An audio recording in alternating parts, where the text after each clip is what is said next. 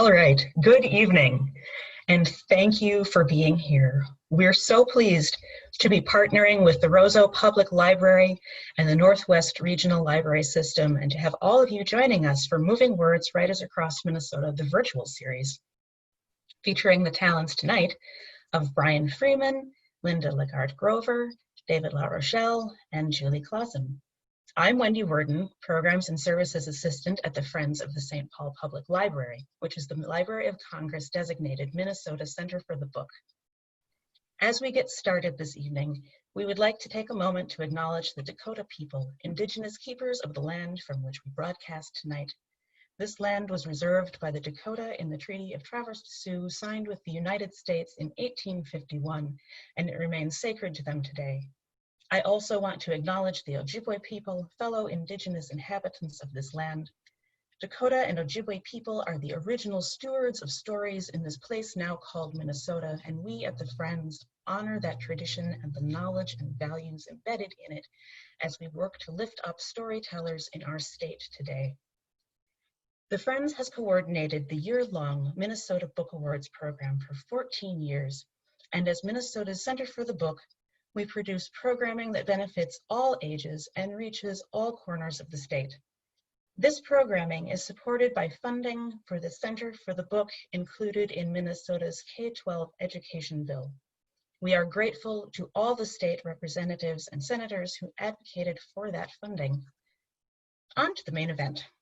This series is made possible in part by the state of Minnesota through a grant to the Minnesota Department of Education, and additional support is provided by the Harlan Boss Foundation for the Arts, the Northern Lights Library Network, and Education Minnesota. We will have a reading and conversation followed by a Q&A with you, the audience. Biographies of each panelist will be posted in the chat, and we'll be following up this program with a brief survey to get your feedback. Next Chapter bookseller in St. Paul has partnered with us on book sales this evening. Please visit their website to purchase titles by our featured authors. And we will put links in the chat throughout the evening, so be sure to keep an eye on that. And feel free also to pop your questions in the chat. To start things off, we'll have a brief reading and presentation from each author.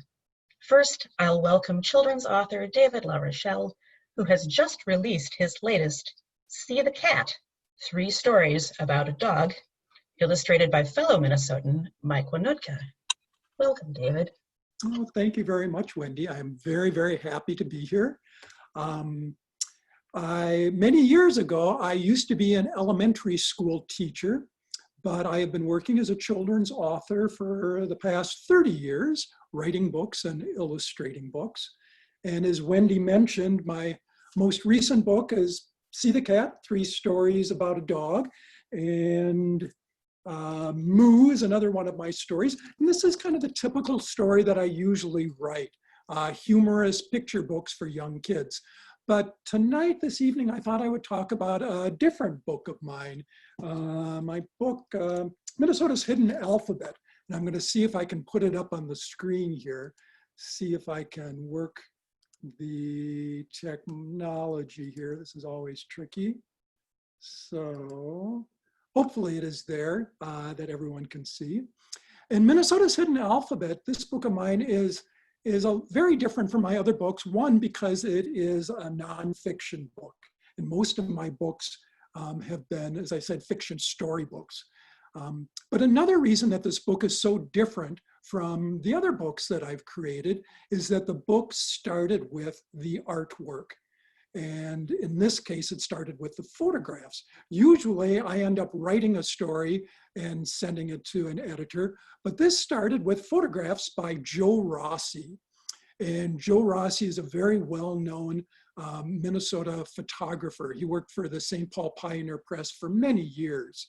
And Joe came up with the idea of traveling across the state of Minnesota, taking pictures of letters that you might find out in nature. For example, Joe went out and he found this A out in the woods formed by the branches. He found this letter B on the back of a painted turtle.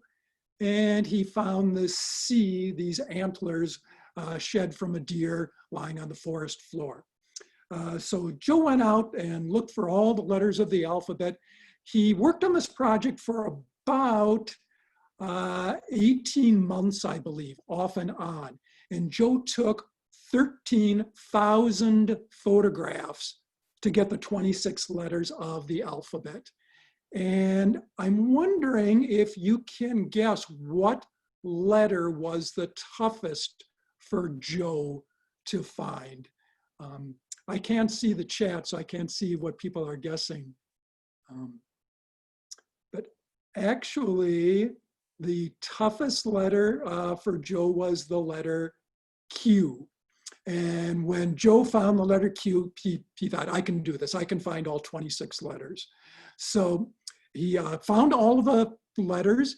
His photographs were printed in a magazine called Minnesota Conservation Volunteer Magazine, put out by the DNR. And the photo essay that Joe had in the magazine was received so well that the Minnesota Historical Society Press wanted to turn it into a children's book. But Joe did not want to do the writing himself, so they asked a Minnesota children's author to do the writing, and I was the lucky one they chose for that. And that is also very different for me, because usually I am writing stories and I'm sending them out to publishers, and then I'm getting rejection letters, and then I'm sending the stories out again and getting rejection letters. When I visit elementary school kids, I tell them, show them the 198 rejection letters I've received on my way to getting 30 books published. So in this case, having a publisher come to me and ask me to write a book, oh, I was very, very happy with that. That was good news. Now, Joe did all the photographs. I had nothing to do with them, but there were a couple of his photographs when I sat down to write. I was a little unsure of whether kids could spot the letter or not. For example, here's one of Joe's photographs. Boy, it's a beautiful picture. I'm wondering if you can guess what it's a picture of. It is actually a photograph of birch bark seen from the side view. It's a lovely picture. And I wonder if you can guess what letter it was supposed to be. Again, I can't see the chat there, so I'm not sure if you're guessing correctly or not. I'll let you make your guesses. The letter was supposed to be not a letter J, it was supposed to be the letter S. And it's like a cursive S. And this was even way back when they were still teaching cursive. And I told Joe, oh, I don't think kids are going to be able to see the letter S in that. So Joe is a good sport. He went out and he found a different photograph to be the letter S photo. And this is what he came up with, which is, to me, a lot clearer of a S. It's actually a bittersweet vine. And the other letter I was a little unsure of was the letter Q. But Joe said, no, that's the best I can do for Q. So that one stayed in the book. But I'll go ahead and I'll read the story now with Joe's photographs. So here's his beautiful photographs. Here's the text that I came up with to go along with it. It goes, all across this wondrous state, letters A through Z await. By a brook, beside a hill, camouflaged with cunning skill, deftly drawn in woody glades, even etched in blowing blades, found near bogs and forest floors, gracing gritty lakeside shores. Hidden, yes, but still in view. I can spy them, you can too. Jaws outstretched outline a J, kinks in roots conceal a K. Looped on leaf stalks, mapped on trees, noticed nature's ABCs. Overhead or on the ground, peeking, sneaking all around. Quietly these letters lie. And there's Joe's Q. It's a lowercase q that was found on the markings of a rock. Ready for your roving eye. Some are distant, some are near. Take your time and they'll appear. Undiscovered in a leaf, velvet soft beyond belief. Watch the woods, explore outside. You'll discover where they hide. Zig and zagging, great and grand, letters made by nature's hand. And that's the text. The advantage of writing a picture book is I can read the whole book to you in just a couple minutes. Well, you'll notice that my poem that I wrote didn't say a lot about Joe's photographs. And I knew people like me would be interested in what were they actually photographs of. So you might notice that on each of the pages, I also have a sidebar of some information, a little bit of information about the photograph. For example, on the N photograph, you might look at that and not know what it's a picture of. At least I didn't know what a picture was a picture of. So I wrote the sidebar here, and I'll put on my glasses and read what I wrote for the letter N and see if you can guess what it actually was a picture of. My information says, watch out, mushrooms can fool you. These red wrinkles belong to a false morel mushroom. The true morel, the Minnesota state mushroom, is delicious, but don't eat the false morel. It is poisonous. So just a fact or two about each of the photographs along with it. Now, the hazard of writing a book like this was after I wrote it, every time I would go out in nature, I would then have my camera with and I would try and find letters of the alphabet. For example, on a trip to Oregon, I found this picture, which I thought maybe could be a letter O, a squished O. This one I thought was pretty good. I took an N, which is pretty recognizable. And which letter do you think I was always looking for? You can probably guess. I was always looking to try and find a Q, and this was the best Q that I found. And one of the things that I've liked most about this book is the way teachers and parents have used this book to take kids out in nature, really looking closely at nature. And that's what the book encourages people to do. And I love that aspect of it. And here's one example of one project teachers have done. Teachers at Glacial Hills Elementary School. The second graders went out in the playground and around their classroom, and they tried to find letters, and they took out photographs of them. So this is their A and their B, their O and their P. The second graders took the photos and they wrote poems to go along with them, which I thought was a great spin-off on the story. Well, that is my book there. And I think I even made it underneath my 10-minute time. So I will go ahead and stop there, Wendy, and I will pass it on to the next person. It was extremely delightful, and I have been doing a lot of close looking at nature during this pandemic situation we find ourselves in, and I've been enjoying that, but now I'll probably look for letters as well. It's hard to stop doing that once you start doing it. Yeah. Well, thank you so much. Next up, we have Julie Clausen. She has just released an Ivy Hill Christmas this last month, and I believe she will take us to Regency, England. That's right, Wendy.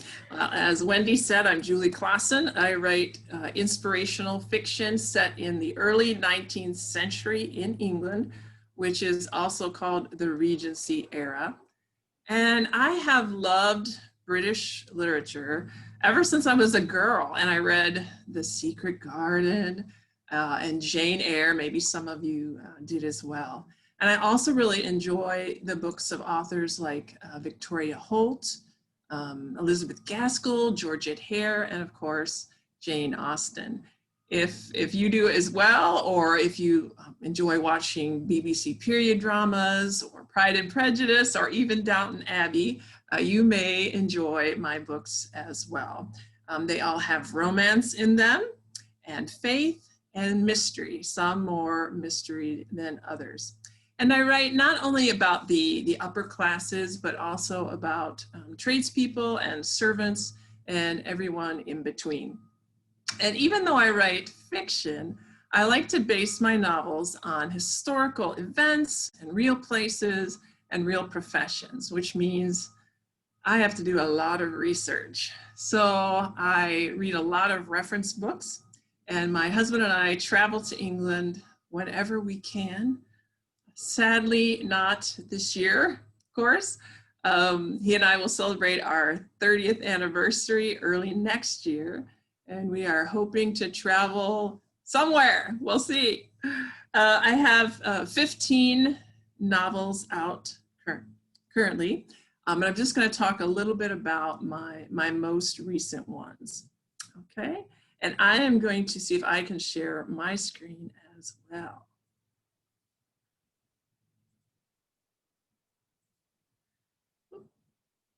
Getting ahead of myself here. Okay, I first want to tell you about The Bridge to Belle Island, which came out at the end of last year. It is a standalone mystery. It's set on an island on the Thames River. And it is a historical romance, but it also has all the elements of a classic murder mystery. And next, I want to tell you about the newest book, which Wendy mentioned. It's called An Ivy Hill Christmas. And it is a novella, but don't let that word put you off, because I don't write anything short. It's at least 3/4 of as long as the average novel.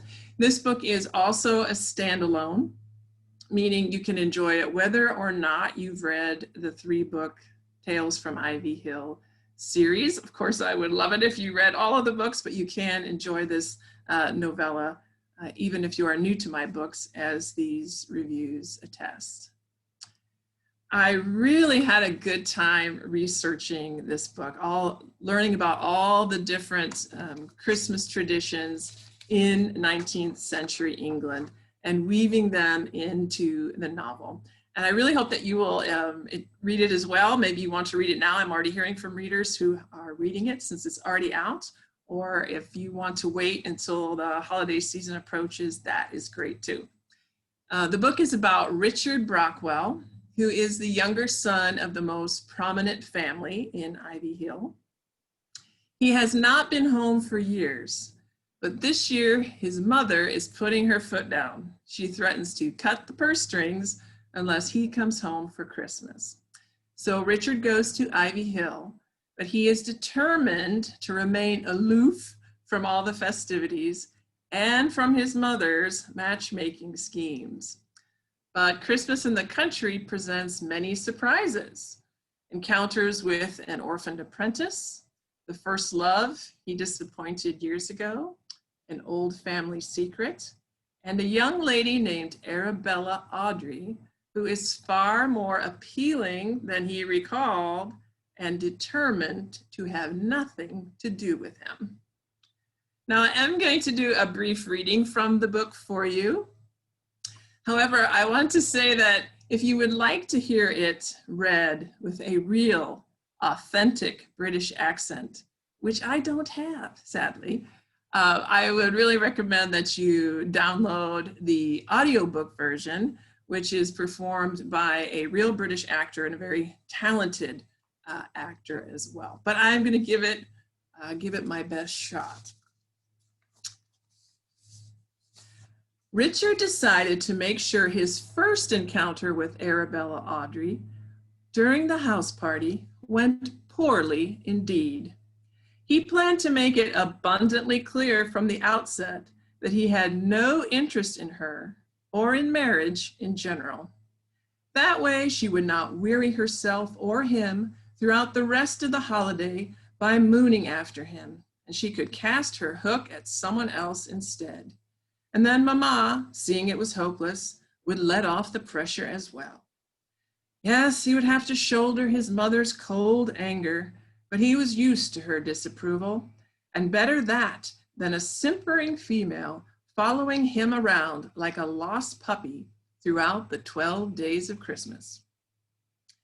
In the evening, he dressed with care, tying his own cravat into a fussy waterfall style his old valet would never have managed. He then directed Pickering to shave points into his side whiskers and to curl and arrange his hair over his brow in Brutus style. "Curl, sir?" the valet asked. "Yes, curl." Pickering's frown betrayed his true opinion, but he said in his weary monotone, "Very good, sir." When he finished, Richard asked, "Well, how do I look?" "Like a fop, sir." Richard beamed. "Excellent." The house guests began to arrive. Richard led his friend Murray downstairs and into the billiard room, and from its threshold quietly appraised the players assembling in the hall. A willowy female approached his mother, engaging her in low conversation, her back to them, her posture excellent. Her honey blonde hair was arranged in a simple style, and she wore a fashionable ivory gown with a lower waistline that accentuated her trim, delicately curved torso. Richard took a deep breath. "Well, we'd better join the others before Mama sends out a search party." As they slipped into the hall, his mother caught sight of him. "Ah, here is Richard now." The female turned. He catalogued a proud bearing, fine features, slender neck, and exquisite collarbones. His mother said, "You remember Miss Arabella Audrey?" Richard cast the young woman a purposefully blank look, then turned back to his parent. "I believe so." Richard did remember Arabella Audrey, but he didn't want to encourage her or his mother. So he delivered his opening gambit as intended, but he'd almost faltered. Arabella was far prettier than he recalled. And lastly, I want to give you just a sneak peek of my next book, which is called A Castaway in Cornwall, and it is due to release on December 1st. And the setting of Cornwall, I don't know if you've ever been there, but it may appeal to you if you are a Poldark fan or if you've ever read the novels of Daphne du Maurier. It's about a young woman, Laura Calloway, who rescues a man after a shipwreck, a man with strange injuries and a strange accent. Laura soon realizes he is not who he seems to be, but despite evidence mounting against him, she risks everything to help the mysterious castaway, including her heart. Until December, I hope you will feel free to contact me either on Facebook or by email. I'd love to stay in touch with you that way. I want to thank the Roseau Library and the friends and everyone else involved with the Minnesota Book Awards for inviting me to participate. Thank you for listening. Wendy? Here I am. During my presentation. That was great. Thank you so much. I'll go bye-bye now. Next up, we'll have Linda LeGarde Grover, who writes all the things. She's written poetry and essays and novels, and I'm really, really excited to bring her here tonight. So thank you, Linda. Okay. Thank you very much. Thank you, everybody, for coming here and being on this. I haven't been to, oops, can you see me? Yes, we can okay. Absolutely see you. And you can hear me? Okay, yes. And you can hear me? You're on. Okay, it's scrambling, but just wave to me or do something if it doesn't work. So, I'm Linda LeGarde Grover, and I live here in Duluth, Minnesota. I was born here. I'm a member of the Boys Fort Band of Ojibwe, which is, it's a reservation that's like, it's in a couple different spots, but it's like between 2 and 3 hours north of Duluth here. And I've been writing for a while now for people who are writing. If you're writing out there and you're, hoping that one day you'll get things published and stuff. I didn't actually start writing and sending my stuff out for quite some time. And I got my first book published when I was 59 years old. And so I really want to encourage you to just keep keep it up there. And I've had, I don't know how many rejections I've had. I never counted them, and I don't know, maybe they don't make numbers that high yet. I don't know. So what I'm doing is I am telling a story in my work, and I have, I think I have 5 books so far, and I'm working on a 6th. And what I want to do is tell the story of Native people, of Ojibwe people in northeastern Minnesota here. And so my works are set in the region here. They're set in the Duluth area and up the North Shore and straight up north too. And so I've got a historical background on my stuff, and alluding to federal Indian policies a lot. A running theme is that is a connection to the land, but also a loss of land and living in a place that is no longer yours, but is your homeland. So that's kind of a running theme through everything that I do. I'll kind of show you what I have here. My poetry book is called The Sky Watched, Poems of Ojibwe Lives. And this is poetry that takes, I start out with some of the beginning of the world stories, creation type stories, and then I move into stories about impact when, you know, European immigrants came in. I move into some of the policies that broke up Native families, especially the Indian boarding school era, and then I write about what's afterward. And so that running theme of families, and a lot of it is women's stories, are present in everything that I do. My essay book,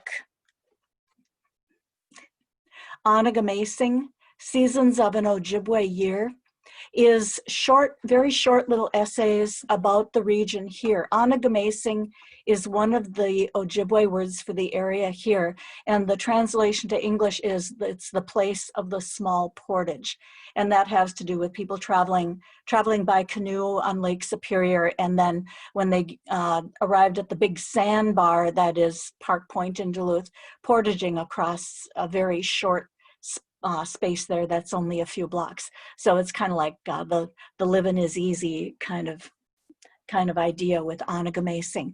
And so it's a seasonal theme, but nature is involved in the 4 seasons, you know, which are really distinct in Minnesota and this part of the country. But it's also the seasons of a person's life, of mine, and the seasons of existence.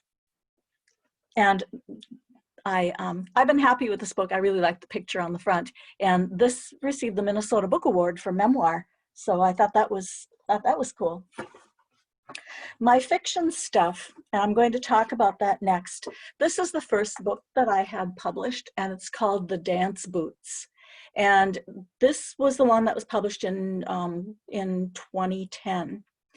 This is a fictional, it's a collection of short stories. There are 8 of them, but it reads like a novel. And a lot of it takes place quite a while ago during the heyday of the Indian boarding schools. And it is about a fictional extended family in northern Minnesota and the effects of the removal of children from their families over a long period of time. So it takes place over a century, and it's a family that has a sense of place in town and also on reservation. When I'm writing about land in my stuff, I write about the land as a whole indigenous place, and who has legal right to it and who has moral right and who is spiritually there. Those are all many factors to this, and so the land is a presence there, and it's an entity. My next fiction work is The Road Back to Sweetgrass. This is about some of the people in that same extended family, but I'm writing more about federal Indian policies of the last half of the 20th century and into this century. And so in this book, this is a story primarily of 2 or 3 Native women who come of age around, well, they reach adulthood. When do you come of age? I don't know yet. But they reach adulthood around 1970. And so they experience, they're kind of like the vehicle for federal Indian policies and effects on family and community. So they go through the, the federal adoption programs and the federal relocation programs, which, sent young Native people to other places to live besides their homes, and also the mass sterilizations of the 1970s. And tied to that also then, the idea of Sweetgrass is, that's a place in this book. It's kind of like a little township on the fictional reservation I write about called Boys Fort. And so it's always, the road back to Sweetgrass, whether you're going there physically or it's just, it's what your heart and spirit is. So my latest book, this one came out in 2019, so it's pretty new. And the title is In the Night of Memory. This book too is about members of that large extended family in northeastern Minnesota. And what I'm writing about in this one is one of the main themes is that of missing Native women. And you probably have seen this, it's been in the news the last couple of years, missing and murdered Native or missing and murdered Indigenous women. And so what I wanted to do was write about one woman's story, somebody who's missing, but she's not really present all that much because she's gone. So I'm writing about this from the perspective of her children, of her little girls who went into foster care really soon after, well, right around the time that she went missing. And so they are born in early to mid 70s, and they grow up and they go into the foster system. They are brought back to their family through the Indian Child Welfare Act, which is another piece of policy from the late 70s. And then they kind of have to regrow themselves as Native people and as Native women who are then going to carry on the survival of the people. So what I'm going to read is a really short bit. I think I'll have to use my phone for light here because I'm in a funny spot.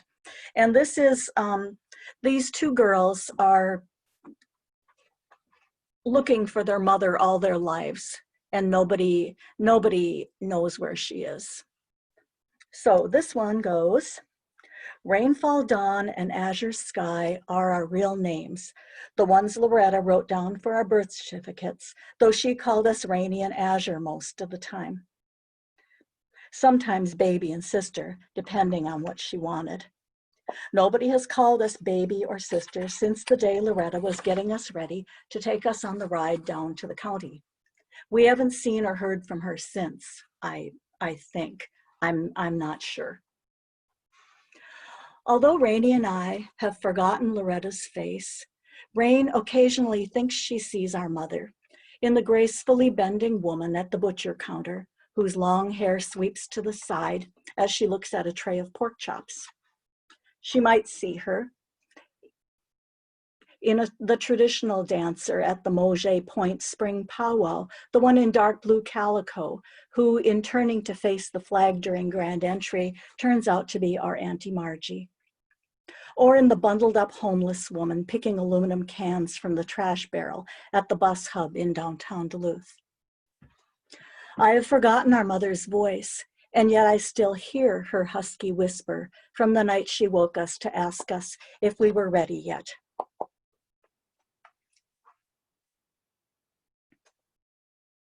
It was the night she woke us to see the northern lights and watch her dance, and it is this memory that I choose for us to keep, whether it was a dream or if it really happened. And so my mother still whispers to me when it starts to rain and drops of liquid quench the thirst within the sparse leafiness of the old maple tree in the front yard, the wet patter deepening on saturated leaves, rolling water onto the dryness of exposed roots. She whispers to me in the absence of rain, on days when the wind picks up and scatters dried leaves across the sidewalk. in the breaking of a city bus, or in the weighty freedom of the northern lights in the night sky. Sometimes I hear her all day, and other times not for months. And then I think she is gone for good after all. But then again, she whispers, and on the air grown warm and damp with her breath is what I had forgotten, the perfume of cigarette, the yeasty sweetness of white bread and red wine. Azure, azure sky, sister. Rainy, rainy dawn, baby. So thank you very much. It's been a real honor to be able to write these things and to actually, you know, have my stuff published, you know, turned into books. What I'm working on right now is a book that I think will be released probably next fall, and that too is a series of essays, and that has to do with the geography of Duluth here, of this region of the, you know, the North Shore, and then far to the west, down to the St. Louis River, and the, I guess what we might call the footsteps of the indigenous people, my family that arrived here, you know, a long, long time ago. Some from coming in the great Ojibwe migration from up north, and others wrapping around the south side of Lake Superior and arriving here first to Madeline Island in Wisconsin, and then to the American Fur Post site in far, far west Duluth.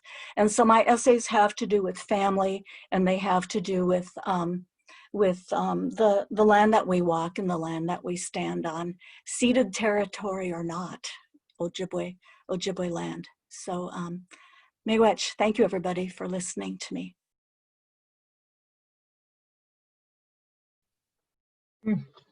Thank you so much, Linda. Thank you for grounding us in place again after being flung into England, and I appreciate being back here. It's fantastic, and I really enjoyed In the Night of Memory. It was a great read. Thank you. Next up, we've got Brian Freeman, who might be one of the busiest writers in Minnesota. He will close out our readings and speaking section. His next Jonathan Stride novel, Funeral for a Friend, comes out next Tuesday, so do be on the lookout for that. And last month, he released the latest in the Jason Bourne series, The Bourne Evolution. So thank you for being here with us, Brian. Well, thank you so much. Thank you, everybody. And a big, big thank you to the Friends for keeping writers and readers connected in these difficult times. That is so important. I'm going to start, I have to say, by offering everybody an apology. I'm going to take you back to January of this year. And I was sitting in the living room with my wife, Marcia, and I was getting kind of nervous about everything that was on my plate for 2020. Because I started to add it up, and I said to Marcia, you know, I've got 30 library events scheduled. I've got 4 book launches coming up in February, July, September, and October. And I've got 3 complete novels to write due before the end of the year. And I said to Marcia, man, I could really use some more time at home this year. So I don't know who was listening, but you know, we all know how that worked out. All the events got canceled. All the book launches went virtual, and you know, I've spent the year at home writing. So it's my fault. Everything that happened, you can blame me. Well, this is my 15th year in the book business. I think I've got about 22 books in the marketplace. I've lost count at this point, which I think is kind of a good thing. It's been an amazing ride. This year has truly been the busiest, craziest year of my entire career, and yet it has also been so, you know, amazingly, you know, satisfying and rewarding. There've been so many exciting things going on. A lot of other authors have sort of been looking at me going, how on earth, you know, can I, you know, even contemplate writing, you know, 3 books in a year? Well, I actually did that last year as well. All I can say is, thank heavens I'm doing this 15 years in, because at least I sort of have a sense of the process that works for me. But you know what really gets me excited is I've got the opportunity to work on so many different projects that are just, you know, completely different from each other. And it's that diversity of stories and characters and settings that really energizes me. So when I put down one project, I'm able to pick up another one that's completely different. So last year, simultaneously, I was working on the new Duluth-based Jonathan Stride novel, Funeral for a Friend. And at the same time, I was working on my first novel for the Robert Ludlum Estate, The Bourne Evolution. And you just couldn't get two more different novels than that. My Jonathan Stride series up in Duluth is very, you know, intense and inside Stride's head. It's very psychological, a lot of emotional back and forth with the characters. And then obviously you go over to Jason Bourne, and this is pure adrenaline action thriller. There's just a lot of action going on, a lot of chase scenes, all that fun stuff.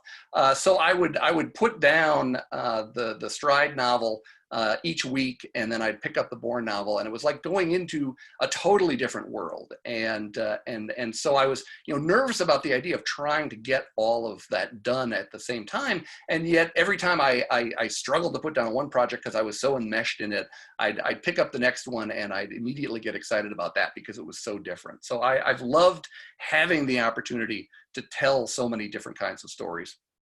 I'm just going to take you through quickly what actually did happen this year. Back in January, my novel Thief River Falls came out. And I will say I had to convince two separate editors that Thief River Falls was a real place. They were sure that I had actually made it up. But Thief River Falls has had an amazing run. It's about a thriller writer that gets enmeshed in a story that seems to echo a lot of things from her own best-selling thriller called Thief River Falls. And just this past weekend, I had the amazing news from Amazon that they had listed Thief River Falls among their 10 most-selling mysteries and thrillers of 2020 so far. So there was this list with John Grisham and Dean Koontz and Stephen King and David Baldacci, and there's Thief River Falls on the list as well. So that was just amazing. The Bourne Evolution came out last month. I have been a Robert Ludlum fan my whole life. I first read Ludlum's The Bourne Identity all the way back in 1980 when I was 17 years old. So it's kind of like watching life come full circle to be able to take up that series and add my own voice to it. And then Funeral for a Friend, as Wendy said, comes out next Tuesday. And it's been a couple of years since I had a Stride book out in the marketplace. I'm really excited about bringing Stride back to readers. And I have to offer my apologies to Linda for the last 15 years of sort of driving up the crime rate in Duluth, because believe me, nobody would ever want to live in Brian Freeman's Duluth. I keep expecting the mayor to sort of slip me brochures about Mankato and see if she can get me to relocate. And then coming out next month is the paperback edition of my Audible original, The Deep, Deep Snow. One of my all-time favorite novels of anything I've done. It has female first-person narration, and it hit the New York Times bestseller list when it came out. I love this book. I'm just going to read you the first couple of pages from this, just to get a little flavor of my style and a sense of Shelby Lake, who is the hero in this book, and what her voice is like. So this is how The Deep, Deep Snow starts. The first thing you should know about me is that I believe in signs, omens, premonitions. I grew up believing that things happen for a reason. That's the only way to explain why I'm alive. You see, I've spent a lot of time thinking about who I am because I don't know where I came from. I'm a mystery to myself. I was born in late October or early November, but I don't know the exact day. When I was 5 years old, I picked October 31st for my party, Halloween. I thought that would make for a cool birthday. Whatever the real day was, I was left on Tom Ginn's doorstep when I was about a week old. His house used to be a church with a white steeple and a wall of stained glass windows. At night, in the darkness, my birth mother probably thought it was still a church. And I guess that's where you take the baby you're planning to abandon. She left me in an old Easter basket, strangely enough, nestled among green paper curlicues like a white chocolate bunny. I was dressed in a cotton onesie with faded pink stripes and a bonnet with flaps tied in a bow under my chin. The temperature outside was 39 degrees. Obviously, I don't remember that night, but sometimes I think about what it must have been like to be alone, freezing, crying, with no idea what I had done to be cast away. She left no note to tell me why. Tom Ginn wasn't home at the time. He was 40 miles away, night fishing under a cloudless, moonless sky in his favorite spot on Shelby Lake. You don't realize how many stars hang in the heavens until you experience one of those nights. Tom had a tent set up on the shore and a portable propane grill for cooking whatever he caught on the lake. It was a Saturday, his first night off in 4 weeks, and he was planning to camp on the beach until morning. If he'd done that, I would have died. Either the cold would have killed me or an animal would have dragged me off.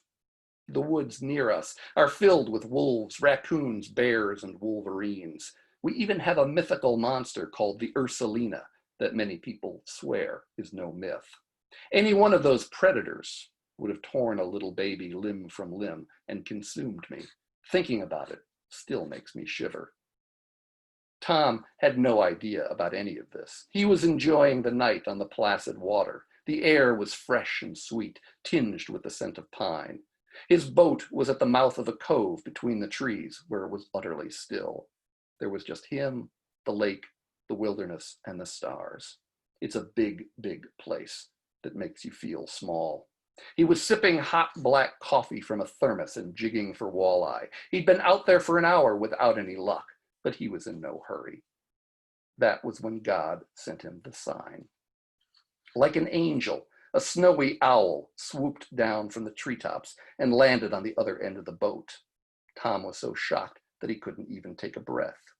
The owl perched there and watched him with its stoic, unblinking eyes. Its head was a perfect white, its body checkered over with white and gray.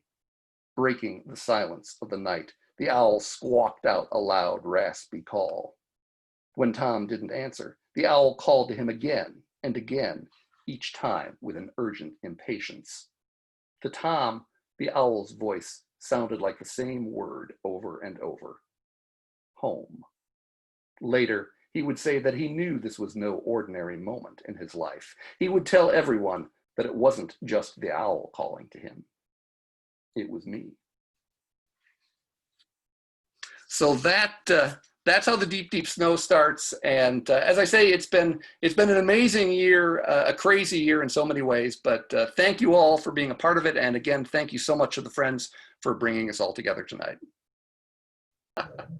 And we will ask a question of all of you before opening it up to the audience. So this question was written by my dear colleague Elaine, who had recently heard an interview in which someone stated that the theater has the responsibility to reflect back the current world to its audiences, and perhaps that applies just as well to other art forms. Do you feel you have a particular responsibility as a writer in this moment, given the global pandemic, the struggles against systemic racism, and all that seems to be coming to a head in 2020? And if so, has that changed in any way from how you might have previously viewed your work and profession? Just a little question. So if anybody wants to dive in on that one to start with, and we will look to the audience in the meantime. Well, I'll start. I have to say, since I write novels and they're romances, in general, I don't have big agendas in my book, but I do like to leave people with joy and hope, especially in these times. But I will say one thing that I have changed recently, not because of 2020, but just trying to be more aware. was that I have started including some people from other cultures that really were living and working in England in the early 19th century. For example, many people from India were there. So I have, instead of having just the kind of the people you would expect to have in a Regency novel, I have also begun including people from India and other cultures as well. So that's just one small example. Yeah, you know, I think that you know, we're going through such difficult times. There's so much divisiveness and frustration and anger about so many different things out there right now. And my philosophy has always been that books should be a way of bringing people together. And so I don't want to see, you know, my books or anything I might say, you know, in social media used as something that's divisive. I want people to come together. I mean, I hear from readers all across the political spectrum, and they all react, you know, in the same way to my books. And to me, it's a great reminder that storytelling is such an important way of finding common ground with everyone as humans, or whatever we may feel about, you know, political issues. So that's, you know, that's what I try to focus on. And it's not that I don't deal with a lot of, you know, difficult and controversial and tough issues in my books. I mean, I've dealt in various thrillers with, you know, abortion and mass shootings and sexual assault and a lot of other very difficult issues. But I don't try to approach any of those issues in a way that I'm, you know, giving out any answers. I mean, all of these problems are enormously complicated. There's so many shades of gray that are involved with it. I just want to be able to lay all of those things out in all of their complexities and let readers think about them for themselves and come to their own conclusions and think about and weigh all of the different factors involved. And so if books can do that and can get people thinking and talking, then that's, you know, that's such an important part of where we are. Good. I think I'm here to tell a story, and the story, it's I guess you know, I suppose you could call it like a really large cast of characters who are living their lives. And, you know, my stuff is, I've got fiction and essays, and where is the line between fiction and nonfiction? It's very hard for me even to, you know, to put my finger exactly on where it is. And so living against the characters and me too, living against the backdrop of what is happening and what has happened in the past is the most important thing in the story that I'm trying to tell. So I don't know, I don't feel like I'm trying to influence readers on how, on social issues or anything like that. You know, the old time Ojibwe way of telling stories is that here's the story, and then the person is going to do with it and take from it what they will, I guess. So, you know, it's not that I'm not, you know, aware or concerned about things that are going on in the world, but it's, I think I live the same way my characters do. It's against the backdrop and surviving, you know, surviving, and not just for myself either, I guess. As a children's author, I think kids now need the same things that they've always needed, but maybe even more so, which is good stories. They need good writing. They need to have truthful stories told to them. They need to be both comforted, and they also need to be spoke to honestly about things that are going on. And that's what good writing for kids is always like that, but even more so now, I think kids need that. What I think kids really need now, which sometimes scares me, is access to books, which is so hard, especially over this past summer and kids not being in schools. For all the type of books, you know, all of us as authors, we would say, whether it's you're using a book to get a sense of escape now, or a sense to see yourself in a book now, or to learn about somebody else, kids just need those access to books. So I'm hoping that's what they get right now. I think I will leave that for my answer. Thanks very much, everybody. That's Fantastic insight. I appreciate all of those responses. We've got some questions from the audience specifically for Brian and Julie right now. Someone for Brian says, like many other residents of Thief River Falls, we are curious how or why you selected Thief River Falls as a setting and title for that book. Although I thoroughly enjoyed reading it and surprised at the unexpected ending. Yeah, you know, I've only been to Thief River Falls once in my life, and it was practically 20 years ago. It was before I ever broke through as a writer. I was actually doing freelance business writing at that point, and I was assigned to do a story on a company called DigiKey up in Thief River Falls, and so went hiking 5 hours across the state and did my interviews at DigiKey. I just loved the remoteness and drama of the area, and I loved the sort of romance of Thief River Falls as a town name. And so I kind of filed away in the back of my head that this was an area and a title that I wanted to use in a book someday. And it took me it took me 20 years and 18 or 20 books before I found just the right story to go along with it. But I've been thinking about Thief River Falls as a book for literally the last 20 years. It has a certain something. You're absolutely right. And all I really know about it is it's where my great-grandfather disappeared to when he disappeared. This is my fun family mystery story that's lurking back there somewhere that I like Linda, maybe I'll write, you know, when you give me hope, Linda, that I can write something, even though I have reached the middle of my life without finishing anything. Anyway, we've got, there was one here for Julie, wondering if you have considered a novel placed somewhere other than England or a different time period, or is it just really that place and time that continues to grab you?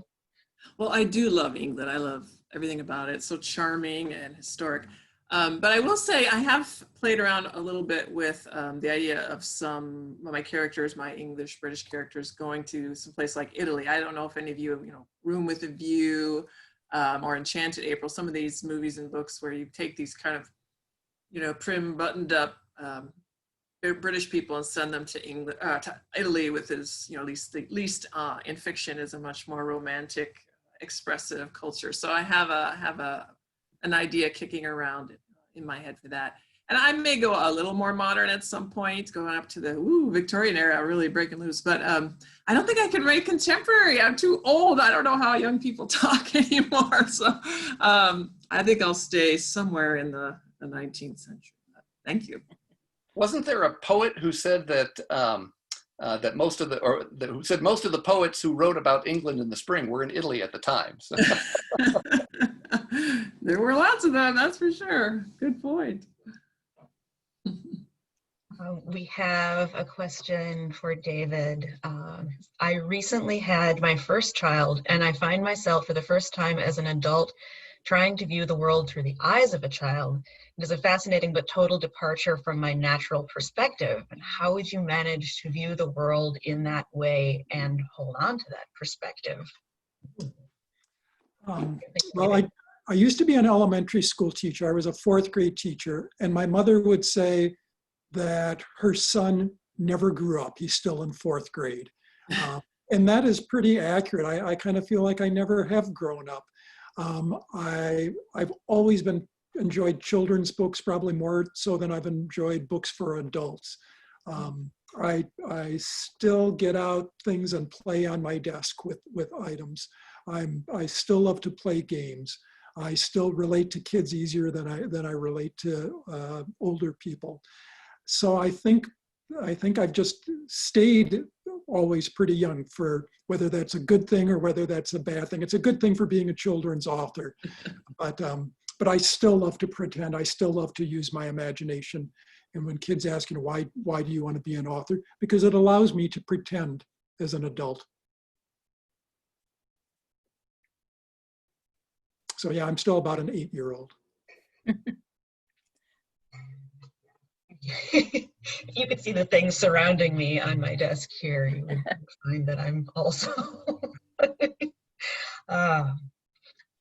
I, as in the enviable position of being able to ask questions directly, as someone who also wants to write and does from time to time. I'm curious, Linda, since you write in a variety of formats, how you decide, you know, whether a story should be told as a poem or as a you know, a nonfiction piece, or as something that you explore through the fictional narrative. I have a lot of things that I've written, and I keep them. I actually have them in hard copy, which is kind of nice. And so sometimes, yeah, I do switch something from prose to poetry, and sometimes I'll switch it from fiction to nonfiction, and see how that works out. So, you know, it's never, whatever you write is never really done, I don't think. And, you know, like, I was listening to one of our regional poets, Ellie Schoenfeld, was talking about, that was when the poem was published in a book, that was how it is at that time and for now. And I think that's how it is with well, with anything any of us write, and I know it is for mine. I mean, I do, you know, go in and write and rewrite and revisit things, and they just they sort of have, for me, in the way I'm picturing, I guess, is sort of a spiral effect of, you know, past to present or place to place. And so it's whatever form I, you know, just think it'll work at this time, you know, will it, and I'm not a trained writer. And so people who want to write, if you're not trained writers, I can tell you that I'm not. So that in some ways, you know, it may be kind of a disadvantage, but in some ways it's an advantage too, because I don't really know and understand a whole lot of stuff that trained writers actually do, and I think that really helped. So it's, you know, it's just kind of by feel for what feels like how it ought to be, I guess. I thought your writing sample was beautiful, Linda. So you have this obviously innate talent, or you've just grown up reading a lot or something, because you're a gifted writer, even if you're not trained. No, thank you. Yeah, and I do read a lot, and but that's hard too, isn't it? Because I'm always worried that something I read is going to like seep into what I'm writing too. And so if I hear that somebody, and I read a lot, if I hear about somebody whose work is anywhere near approaching what I'm writing about or even thinking about, I stay away from it until after at least I have something there, because I the last thing I want is to be you know, copying somebody's idea, you know, somebody's concept for something. So that's kind of a tricky thing. So sometimes there's books I really want to read, but I have to wait a year on them. I have them sitting there, and I just don't open it up because I need so much to have my stuff be what, you know, be my own and not somebody else's. Mm. Thank you for that. Yeah, that is a challenge, because I think so often, you know, we read and we write about the things that obsess us, and that really, you know, that your brain just won't let go of for whatever reason. And yeah, so there's the danger of overlap there, and wondering then, you know, is this purely my perspective? Like, that's, yeah, it's fascinating. It's fascinating. Well, I always said that I would never read a Carl Hiaasen novel while I was doing any of my own writing, because I was always terrified that my thrillers would start getting too wacky. Or I've had the experience of writing something that I felt, oh, this is so clever, I'm so happy with it, and then discovering that there is a book that is just very similar to it already out there, and think, well, I guess this one will just go back on the shelf, no sense in sending it out to a publisher. This story has already been written. Hmm. I wanted to say something to you, Wendy, real quick, if you don't mind. You mentioned you have a theater background and you want to write. I think that's a great combination because, at least for me, I don't know about the other writers, but the first thing I write is dialogue, and I hear the characters talking in my head. And as someone in theater, I'm guessing dialogue would come very easy to you to write, and becoming those different characters and creating their voices. That is the fun part. Our audience has come back with Linda. Do you have any books for young readers? Do you plan to write any? If not, I don't. I've thought about it, but I too wonder if I really know how younger people today are really, how they talk and and how they think. So I thought about doing that, and I've seen Louise Erdrich has a whole series that's kind of like it's its own series, but it's kind of like a parallel to the Little House on the Prairie series, and those are books for for young readers. So I would like to do that. I've thought of a couple of children's books, but I haven't done them. Some of my stuff is read by high school or even, some of the middle school readers, but I haven't really done anything for children so far. But I sure am happy somebody asked me about that because I feel kind of pumped now. it's super, super exciting too. Yes. I've got a question for Brian. How did you get connected with the Ludlum Estate? You got lucked out. You got the writing the fanfic dream, man. Well, I'd like to say that that Matt Damon just called me up one day and said, "Hey, let's get coffee." No, it was kind of a black box. I got a call from my agent close on 2 years ago now, and she said that Putnam had taken over the Jason Bourne books for the estate, and they were looking for a new author to take over the series.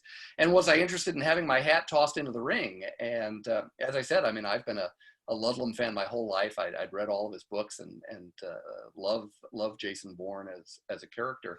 And I said, sure, let's give it a try. And I assume dozens of authors were going after this.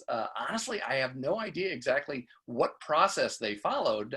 It was sort of 4 months of silence after that, and I just assumed that they decided to go another way. And then I was actually up in Duluth doing a book event at Fitger's, and I got a call from my agent, and she said 5 words that will live in my memory for a long time. She said, "Putnam wants you for Bourne." And so I called the editor at Putnam and told him what I thought I'd like to do with the Bourne series and how we could reboot this in the modern era, and developed a plot and wrote up some sample chapters for the estate to take a look at. And they loved it, and we were off to the races. And what I, as a Ludlum fan myself, I mean, what really has been a great honor for me is the readers that have, who've written saying this reads just like a Ludlum book, and it's kind of like having him come back to life. And that was what I was really trying to do, was write a book that would capture that unique spirit that he brought to his thrillers. So.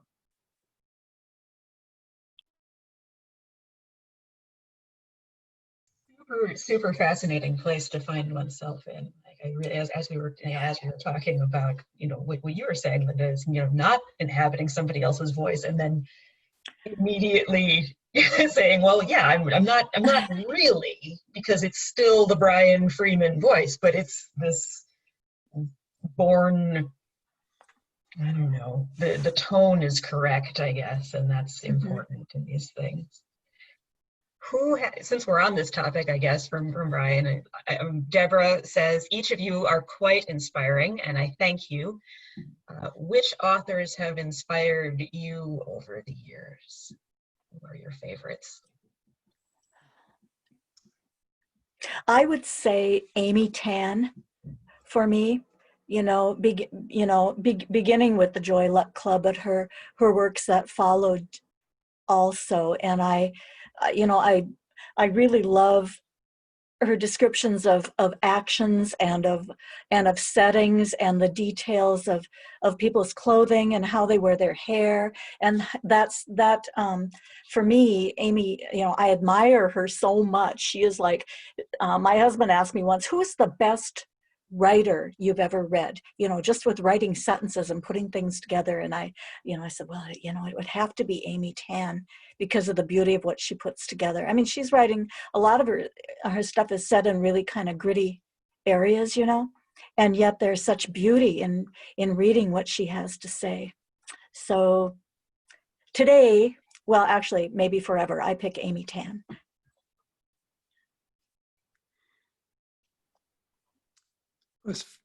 As far as, boy, I have so many children's authors that I love. Some of my contemporary favorites, I enjoy Mo Willems. One of his books is, you may have heard, Don't Let the Pigeon Drive the Bus, is one of his popular ones. It is so clever and so funny that I asked for it for a birthday gift when I think I was 40 years old, because I read it and just laughed in the bookstore. He has just very fresh, creative ideas and also a lot of humor. And I admire both of those things, authors who are creative and funny. Mac Barnett is another favorite author of mine who writes children's books. He wrote Sam and Dave Dig a Hole, or the book Extra Yarn, kind of a magical fable. But all of his books are so different and so unique. I admire authors who can do that, come up with creative ideas. And as far as a child, I don't remember a lot of the authors I read as a child or picture books, but I do remember running into the library when I would get to the library and running to the S section of the library to see if there was a new Dr. Seuss book, because that was at the time that he was still writing books. And I had, you know, read all the books that were on there, and I wanted to see if there was one I had not read. And going to the library meant seeing if there was a new Dr. Seuss book.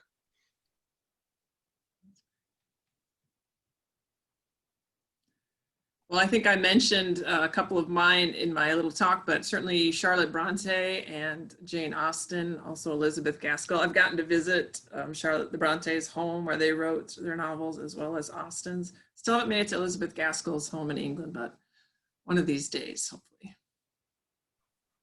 Yeah, I loved a lot of the big dramatic writers growing up in the 70s. I read a lot of James Michener and Irving Wallace and Leon Uris. I think Trinity by Leon Uris was probably my all-time favorite novel growing up. And it taught me a lot about the risks that an author can take. Trinity is about the struggles in Ireland, and it's told in first person. And it's an amazing narration all the way through the book. And you get to the end, and I apologize that this is a spoiler, but it is a 50-year-old novel. But at the very end of Trinity, the first-person narrator gets killed.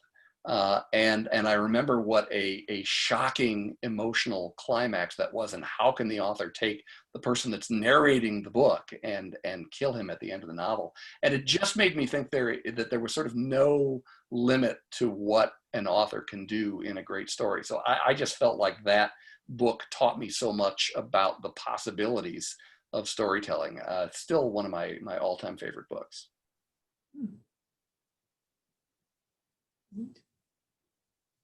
Well, I think we can wrap it on the possibilities of storytelling. That sounds like a really it's a good place to leave our evening. I have enjoyed my time with all of you very, very much, and thank you, audience, for being here and listening and spending time with us this evening. Thank you for your stories and your questions and your attention. And when you get a moment, audience, please do fill out the survey that I will be sending, perhaps not tomorrow, but hopefully tomorrow. We really do appreciate your feedback, and so do our grant funders. Again, please buy books. Next Chapter has a book list put together for us. The link is in the chat, but do visit your favorite local bookstores as well, of course. And we have further events in this series going on through November 17th. That is the handy dandy thing about doing them virtually, is that if you are anywhere in Minnesota, you can join the Friends of the St. Paul Public Library and libraries all over the state for more from wonderful writers in Minnesota.